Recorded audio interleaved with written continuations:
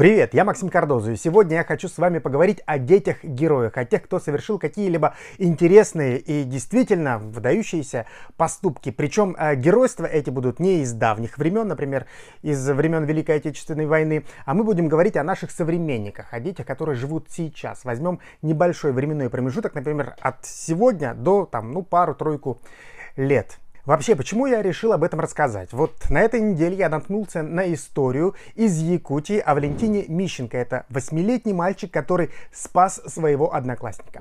Дети купались на речке Кенкеме, и вот один из парней прыгнул в воду с надувного матраса, попал в глубокую яму и начал моментально тут же тонуть. И вот Валентин, он не растерялся, он моментально среагировал и вытащил своего друга. Получается, на берег. Есть такая деталь, то что он вытащил его за волос.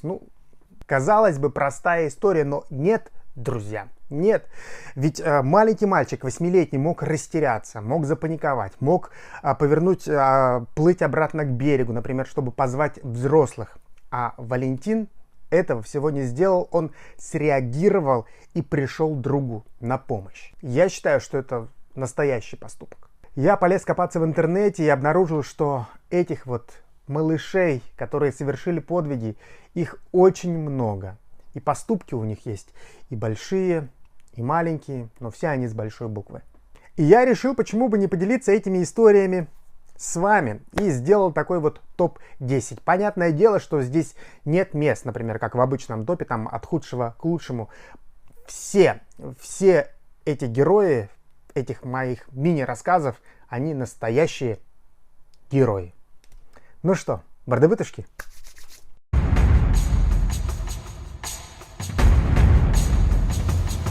На 10-й позиции у нас, понятное дело, Валентин, а 9-ю строчку занимает Бахтиер из Хабаровска. Это третьеклашка. И там история такая. Значит, они с другом, друг первоклассник, пошли гулять по улице. И вот этот вот маленький мальчик, он наступил на доску, а она прикрывала, оказывается, открытый колодец.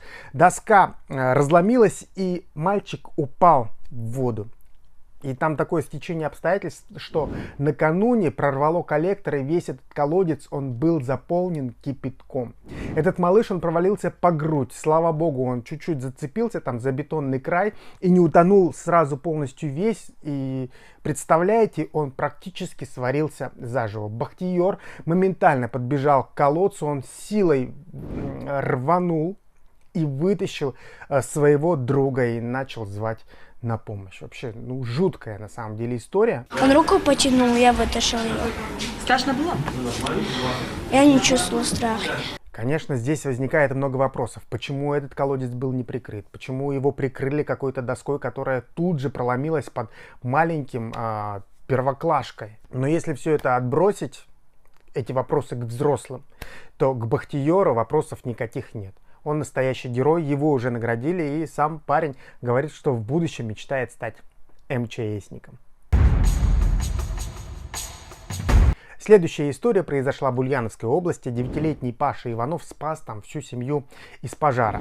Там в частном доме, значит, начал гореть газовый баллон. И вот мальчик заметил это первым, он побежал к матери, разбудил ее. Женщина пыталась ликвидировать пожар самостоятельно, но у нее ничего не получилось. Она обожгла руки, там рассказывает, что все было в дыму. И вот когда она выбежала на улицу, женщина рассказывает, что ее сердце похолодело. Во дворе перед домом стояли трое только взрослых ее детей. Двое самых маленьких, это годовалая девочка, еще другой было 2 годика, всего лишь их не было. Оказалось, что Паша начал не только будить маму, когда обнаружил, что в доме пожар. Он схватил самых маленьких своих сестренок, вытащил их из дома и отвел к соседке. В стене что-то тряхтит, я открыл дверь и пошел в сеньки, там огонь. Я позвал маму, она встала, я взял детей, выбег на улицу. Едва вся семья оказалась в зоне безопасности, и газовый баллон рванул, там вообще ничего не осталось от этого дома, и страшно представить, чем могла бы завершиться эта трагедия. Вообще поражает выдержка вот этого малыша, он действительно не боялся, он быстро думал, реагировал, думал не только о себе, он и о взрослых, и о своих братьях и сестрах подумал, и, в общем-то, действовал как такой вот взрослый человек. Я даже не знаю, как бы мужчина или женщина повели себя в такой ситуации, некоторые бы, или даже многие запаниковали бы, выбежали бы, метались бы по комнате, там, не знаю, что бы делали. Следующая история из Белгородской области, и там 10-летняя Юлия Чернова спасла из горящего дома своих 5 братьев и сестер. Младшему братику было всего лишь 1,5 года. История там такая, что мать оставила детей, ушла в лес за дровами, и вот дети играли.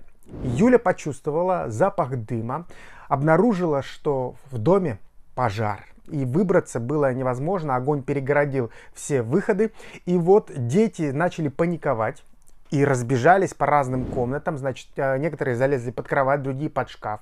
И Юля все думала, как же ей поступить. Она волевым решением собрала всех своих братьев и сестер возле себя, они подошли к окну, после этого она с голыми руками разбила стекла, бросила на снег, это была зима, одеяло, далее какие-то теплые вещи, которые были рядом, и начала по очереди выталкивать малышей на улицу. Вот она заметила, что к ней на помощь уже спешит сосед, и в этот момент она потеряла сознание внутри горящего дома. То, что успела схватить, это куртку одну и одеяло как-то, чтобы их накрыть.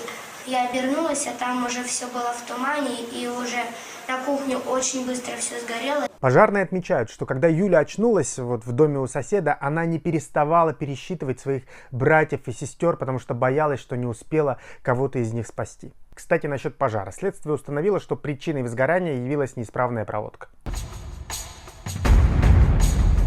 Еще одна жуткая история, и опять пожар. Теперь из Подмосковья. Там в многоквартирном доме произошло возгорание. В квартире находится 2 детей, старшему из них 12 лет. Это Роман Плотников. Так вот, Роман просыпается, понимает, что квартира горит. Они не могут выбраться из нее, потому что пламя все перегораживает. Он принимает решение перетащить малыша на кухню, снимает с себя одежду, прикрывает ей брата, открывает окно, прислоняет вот этого маленького к окошку, к открытому, чтобы тот мог дышать, а сам спиной загораживает его, потому что кухня уже вся полыхает, и зовет на помощь в это время. Только представьте, Роман получил 70% ожогов тела, закрывая своего брата. Я забоялся, что Саша там, он такой еще маленький был, вот. Я взял его, к себе сюда и заслонил. Вообще удивляет, сколько в них храбрости. Храбрости, самоотверженности и желания спасти. Закончили с пожарами и переносимся в Приморье. Там история такая, там герой 12-летний Никита Никонов. Это деревня, в общем, и 2 мальчика, одному 12 лет, другому 8, они идут из магазина домой. Никого на улице нет. И вот из-за угла на них набрасывается медведь. Значит, пацаны в расцепную, и 8-летний не успевает убежать, медведь его нагоняет и нападает на него. Никита, не думая, разворачивается, бежит спасать друга и принимает весь удар на себя. Медведь кусает ему руки и ноги.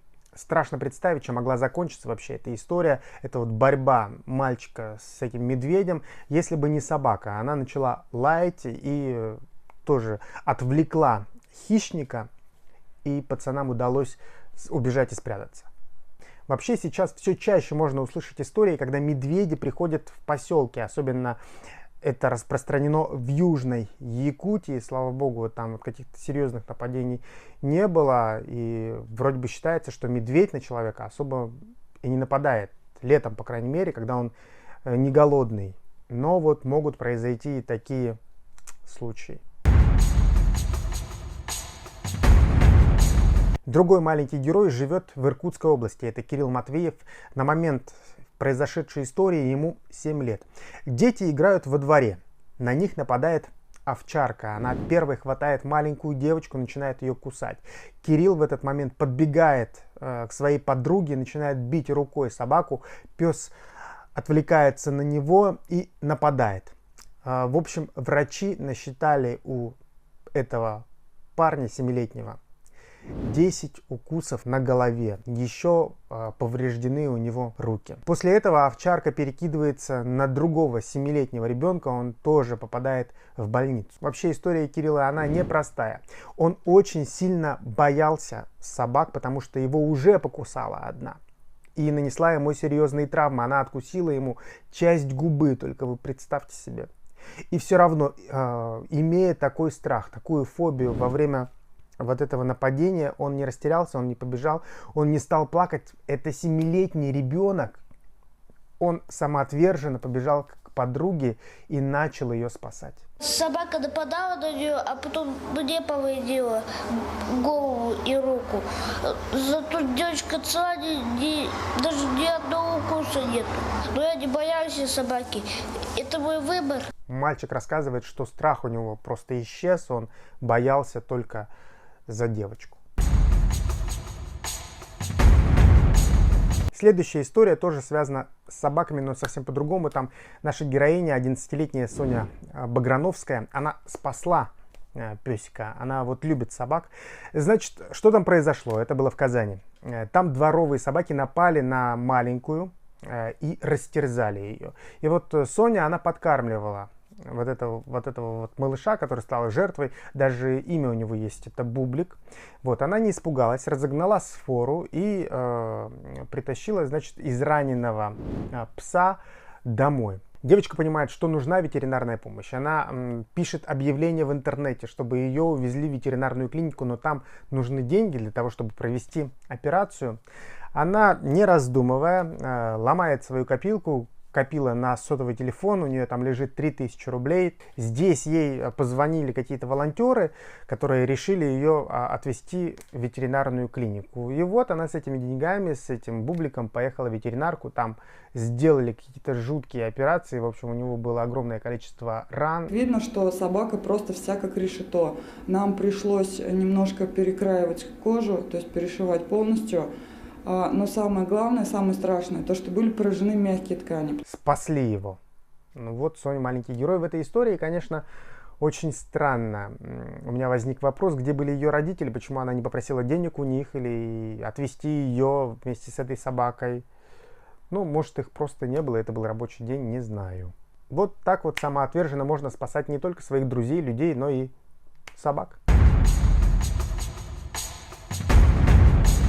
Следующий случай произошел в Башкирии, и там 11-летний Ярослав Адоньев, он ждал около своего подъезда друга и заметил, что на втором этаже маленькая малышка в окне находится, ей всего лишь 1 годик, и он на нее смотрит, в этот момент она подскальзывается, и у парня такая реакция, надо вратарем, наверное, быть, он успевает подпрыгнуть, значит, протянуть руки, и девочка падает ему прямо на ручку. Я вот так прыгнул, ну и поймал ее, ну и сам упал. Локти и коленки ободрал. Боли не чувствовал, вот.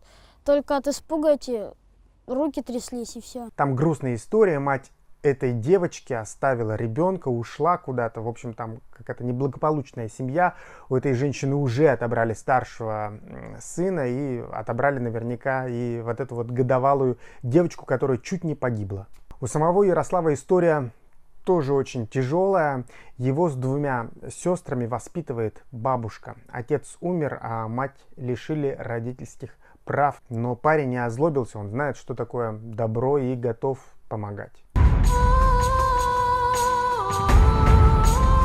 Завершим мы наш топ историй из Москвы. И здесь 7-летний Тимур спас пенсионера. Посмотрите вот на видео, там все прекрасно видно. Старичок сидит на скамейке перед подъездом, к нему пристает пьяный мужчина. Он пытается у него украсть телефон, начинается заварушка, потасовка, драка.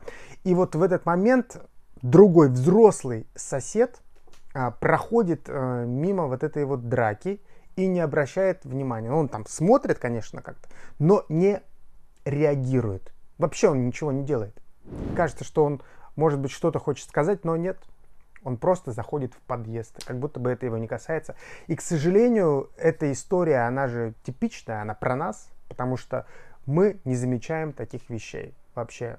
На этом или том, вот на месте жертвы или на месте этого свидетеля мог оказаться любой из нас. И наверняка никто бы не пришел на помощь. Но за этой историей, слава богу, наблюдает 7-летний Тимур из окна своей квартиры, которая находится на 1-м этаже. Что он делает? Он вызывает полицию. Вот этот взрослый мужик не позвонил в полицию. Даже в полицию не позвонил. Это сделал 7-летний мальчик. Разве он не герой? Герой. Вы знаете, когда я готовил этот выпуск, прочитал огромное количество различных историй, посмотрел видео. Историй много, подвигов тоже много. Я вот выбрал только такие немножечко разноплановые. Хотелось расширить диапазон, так сказать.